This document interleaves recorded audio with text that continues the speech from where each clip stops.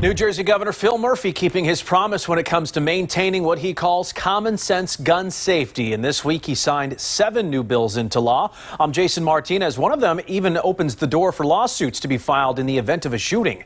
Here's our Jeff Cole. In the next few months, we're likely to learn if tougher new gun restrictions will stop a surge in violence and save lives. Delaware and now New Jersey have stiffened their gun laws, and law enforcement seems anxious to find out.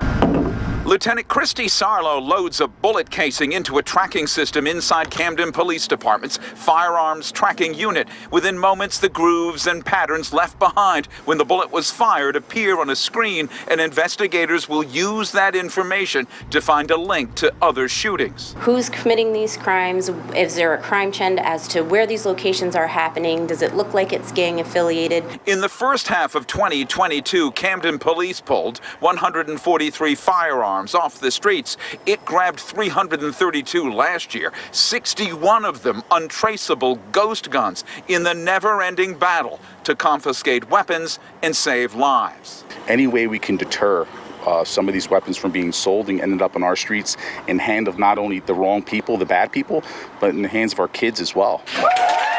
Already known as a tough gun law state, New Jersey stiffened them further Tuesday as Governor Murphy signed 7 new laws. Now, firearms training will be required to get a permit, gun makers and dealers may be sued over gun crimes, and 50 caliber weapons will be banned. Those are weapons of war, and we should never be recovering these weapons from the streets here in Camden or across New Jersey. The Garden State joins its neighbor Delaware in tightening gun laws. Last week, Governor Carney signed 6 new laws banning assault weapons, limiting the size of magazines on firearms, and, like New Jersey, opening gun manufacturers and dealers to legal claims. We do not want the next mass shooting in Delaware. We do not want to see it in our schools. We do not want to see it on the streets. We don't want to see it in the malls. Pennsylvania has not budged in tightening gun restrictions despite the pleas of big city mayors struggling with surging violence. Back in Camden, there have been 10 murders this year, 2 fewer than last. Some good news,